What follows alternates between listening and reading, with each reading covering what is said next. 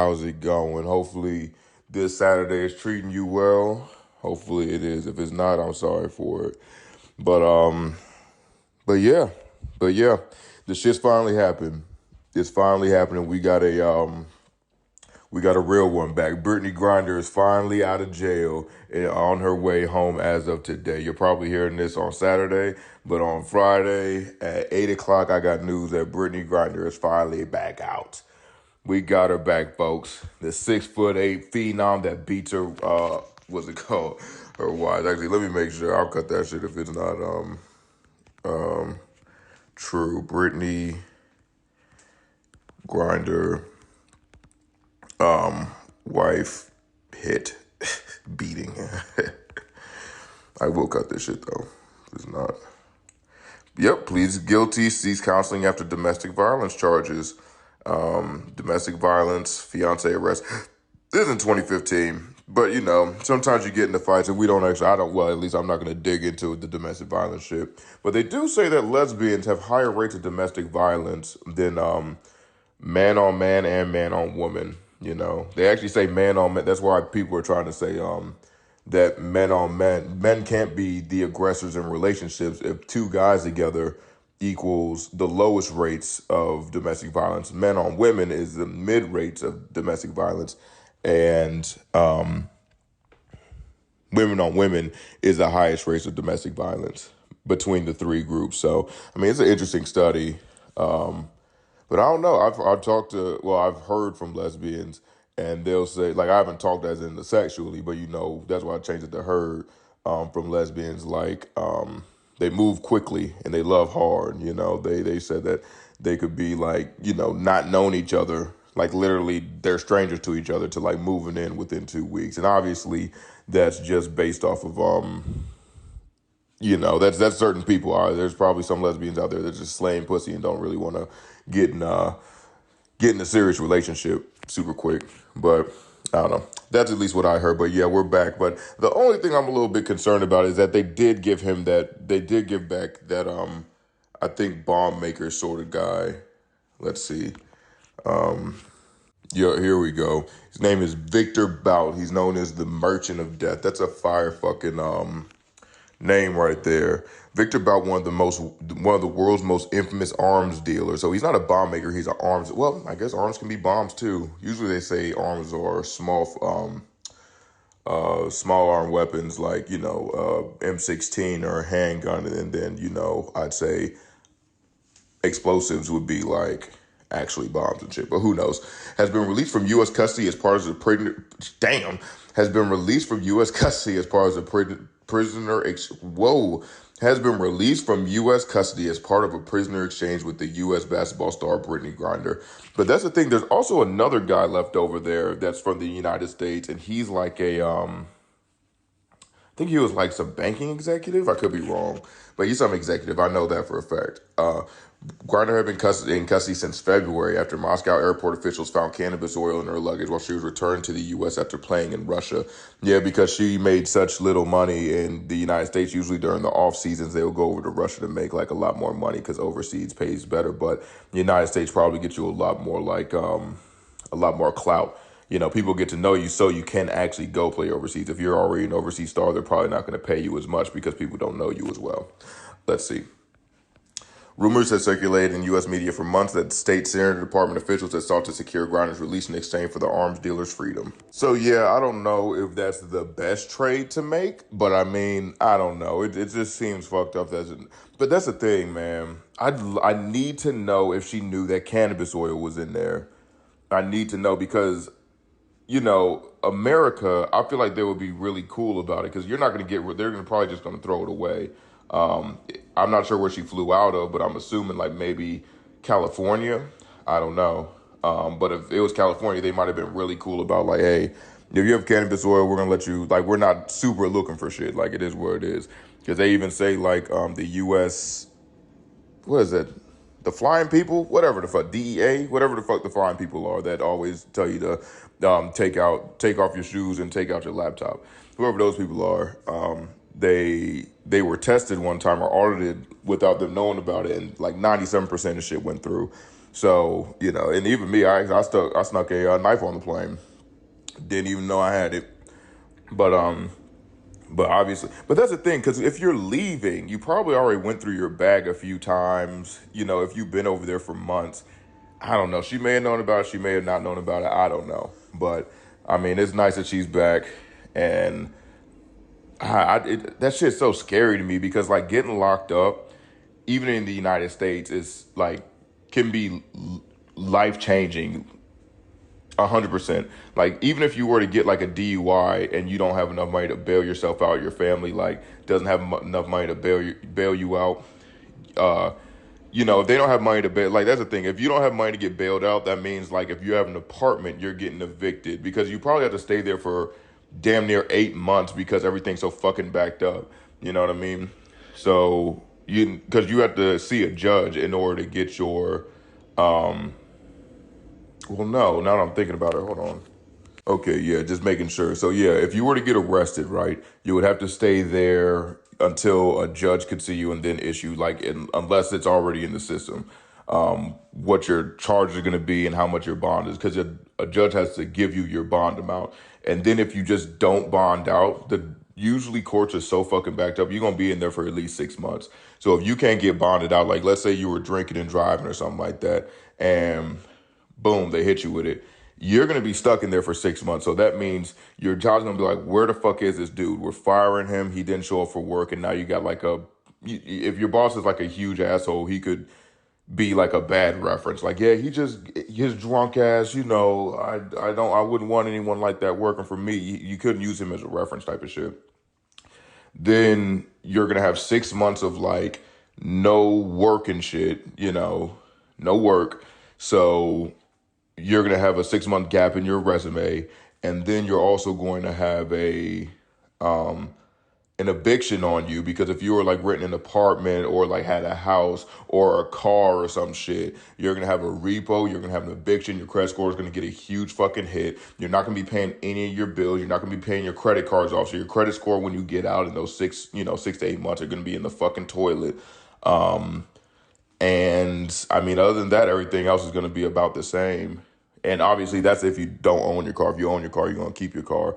But still, if you don't run your car for 6 months, like it very well might break down on you because that oil gonna be so bad and everything like that. Maybe not break down, but you would have to get parts replaced and everything like that.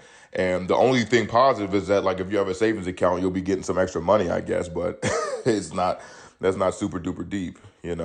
But yeah, so I mean, it's just crazy how that shit works out. I don't know how I got in this sort of tangent, but yeah, I don't know. That shit just doesn't seem fair. But either way, and also it's kind of weird because like we're looking at this, like okay, so you bailed her out. The U.S. military bailed her out of Russia, probably because of the optics of it. If people were just quiet about it, the U.S. wouldn't care. But the fact like that there's a U.S. star over in Russia being sent to the fucking gulag or whatever it's called, working, sentenced to hard labor. Yeah, that shit's crazy. Yeah, that shit's crazy. So they were probably like, yeah, the optics on this look fucking terrible. We're letting this woman, even though she is 6'8", big as fuck, like we're letting this woman, you know, be put to hard labor and we could do something about it. Like Russia openly said you can do some shit about it, and we're just not doing anything about it.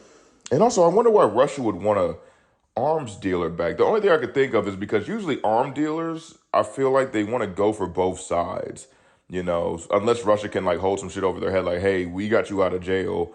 Come over, you better only sell to us type of shit. And then that could give them a big boost in the war with Ukraine and everything like that. I'm not aware enough to know about this shit. Again, I'm just saying shit. And if you want to look it up, look it up. But yeah, so that's very, I mean, it's cool. But I'm just saying, like, there's still people locked up over here off of some weed shit. Brittney Grinder did, what is that, February to now is January, 10 months? Damn, yeah, that's a long time. But there's people doing fucking years in federal prison over, like, damn near the same stuff. Or riding around with a little thing of weed, and then it's like, okay, you're going to be in jail for, like, 5 years, Or, sometimes if it's your first offense, like, and if you just don't get bonded out, you could be in there for 8 months. Who fucking knows? But I don't know, it's a little bit weird. I wonder if the USA is gonna make her do anything for like, hey, bro, we gave this fucking arms dealer back. But you know what? They probably tortured the fuck out of him. They probably know all the information. They're like, we bled this nigga dry. Like, it's cool. Like, you can go home if you want to. You can't do shit. But but yeah, I mean, happy that she's back. Hopefully, but also we need to think about the Russians over there, like, cause that's kind of fucked up. Cause I've heard about shit where, like, I don't know if this particularly Russia. This sounds like more of like some of the Japanese states, not not states, but more of the Asian sort of states or countries or whatever. That if you like speak out of the government, speak out from the government, then they'll kill you and then send like the first generation above and the first generation below you to like camps and shit, and then reduce your hierarchy or standing in the nation.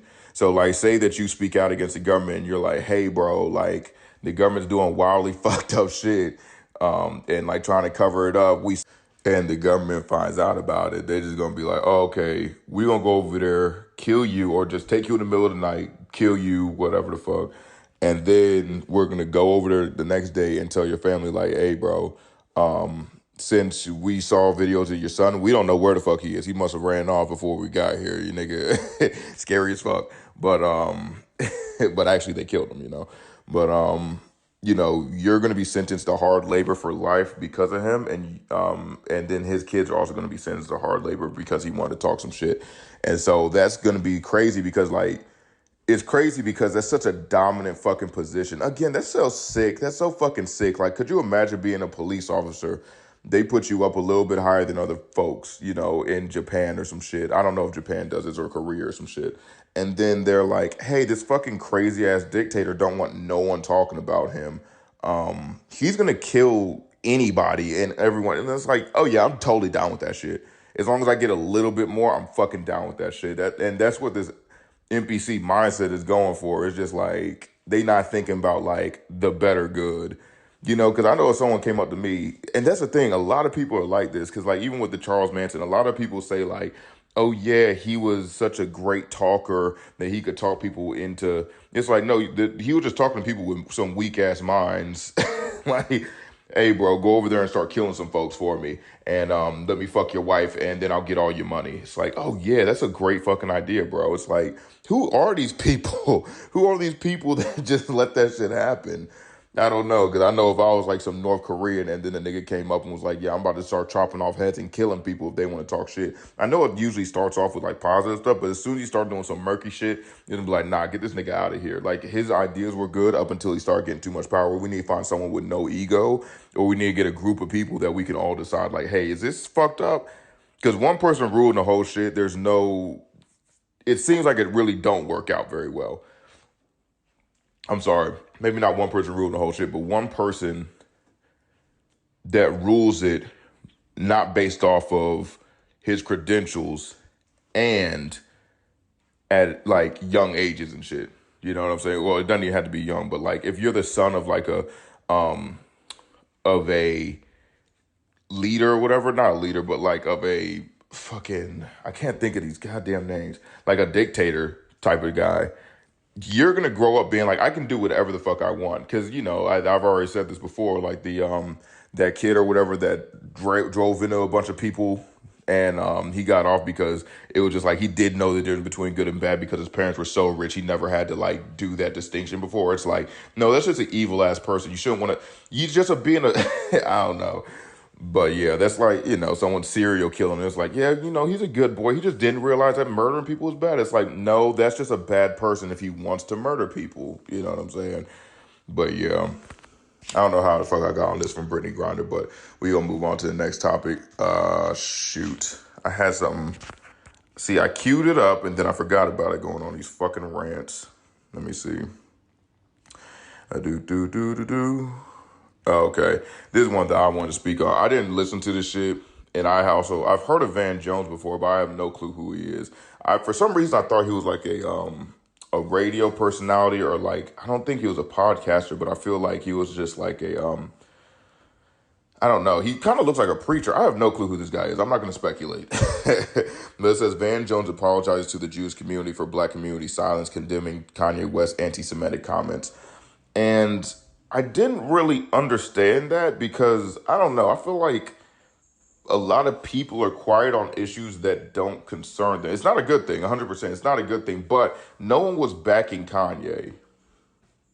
Well, that's the thing. Maybe initially they kind of were like, well, he's not, because when he first came out and he was like, yes, a lot of Jewish people control like the media and stuff like that. Like that's kind of true because, you know, a lot of basketball owners are Jewish. A lot of people that are within Hollywood are Jewish and like the entertainment community are Jewish, but that's because of racial bias from back in the day where when the Jewish people came, because they say Jewish people made Hollywood essentially because when they first came over to America, people didn't like them, which I'm like, how the fuck do you? I don't know. Whatever. I don't know. Like I've never had a problem with a Jewish person. I lived in New York for a little bit, and like they just seem like people that kind of keep to themselves. And maybe that's because of the racial stuff that happened to them back in the day. I don't know.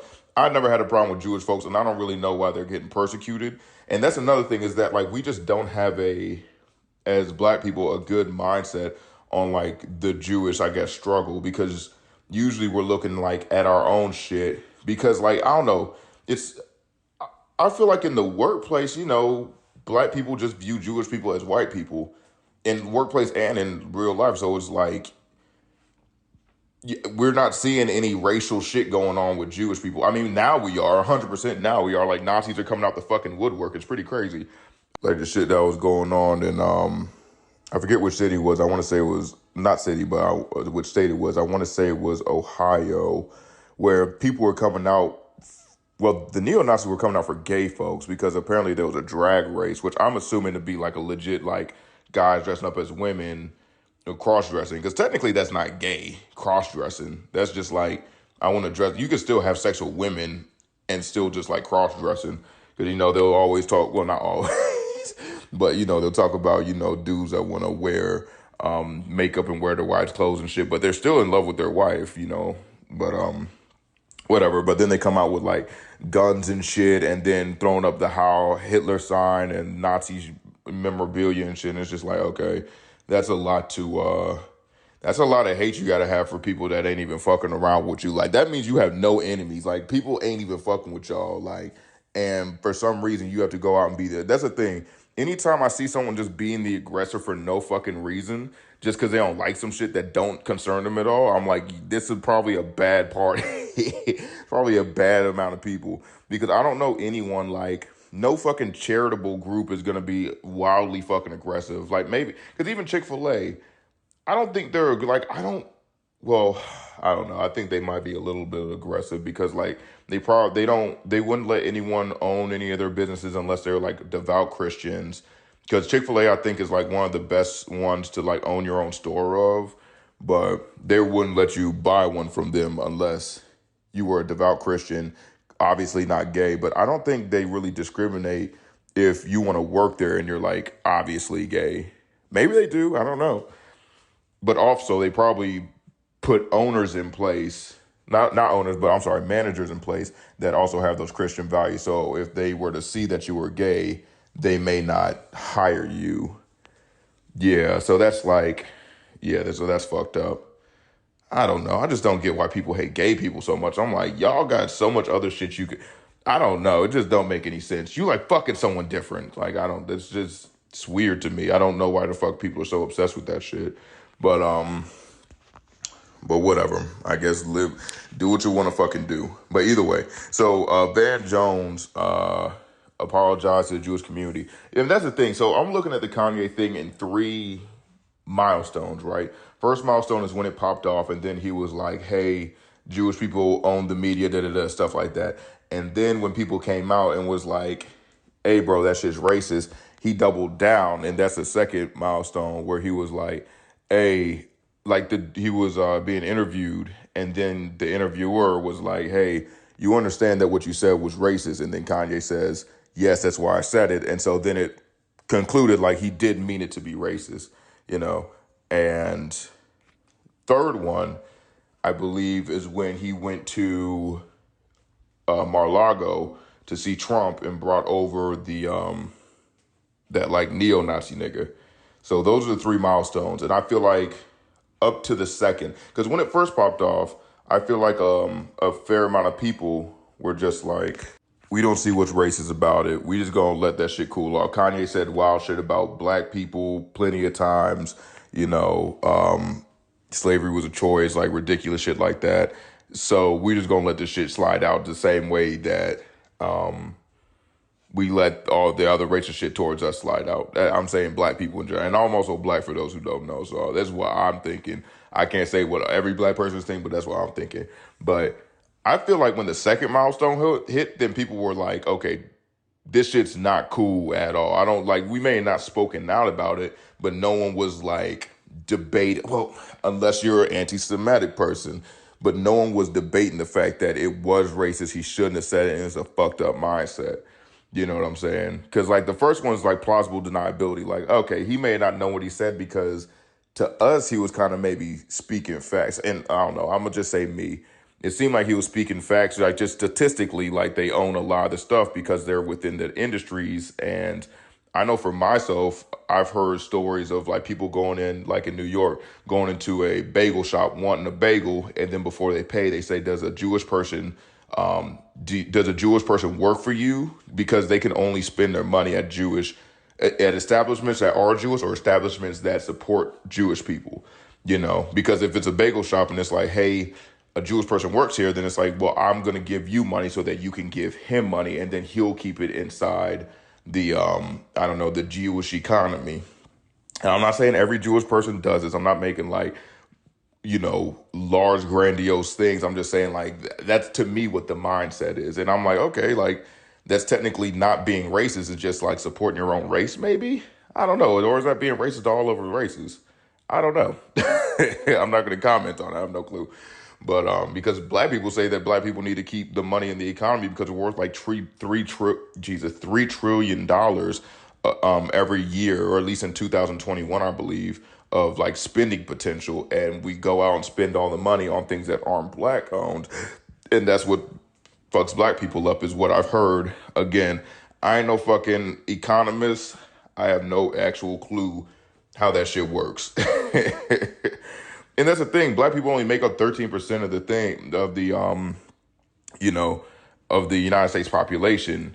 And most large businesses are like white owned. So I don't even see how that's a feasible way to do it. But I mean, maybe there could be a black supermarket. There's definitely black people that could make their own supermarket and stuff, but I don't know.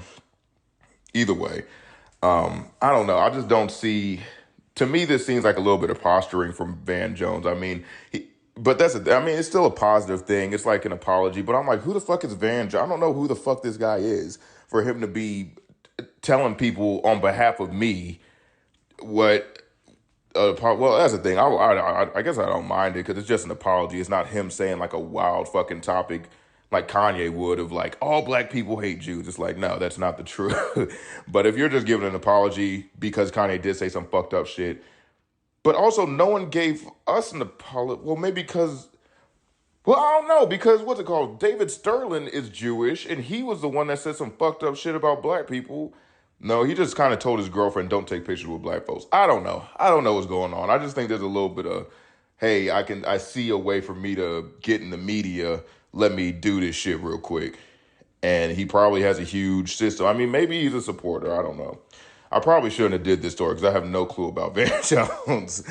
But yeah, either way, man, just understand, like, don't be fucking hating on people. Just stay in your lane. Love everyone that you can. This shit doesn't make any fucking sense why there's so much hate going on in this world. Niggas fighting over land that ain't even theirs to begin with. Not even to begin with, but it's just like, what the fuck are we doing, man? Just go ahead. I don't know. We need to get rid of this hate in our hearts, y'all. But either way, please live, everyone. I appreciate you listening. Go follow me on TikTok. Go follow me on YouTube. Shit, I don't even know what else I got. Oh, and then follow me on Instagram at The Daily Opinion Podcast at all those places. Please like and support. I'd really appreciate it. And other than that, man, just fucking stay safe and like stop hating on fucking people, bro. Just leave this shit to be easy. And if you see another nigga hating him, beat his fucking ass down, because that shit don't make any sense. Get another motherfucker that has your same mindset and beat his ass down so he realizes to stop fucking hating. He better stop hating his ass whooping nigga. So, yeah, shit's tough. Just stop being racist and shit. It doesn't make any sense. All right, bro.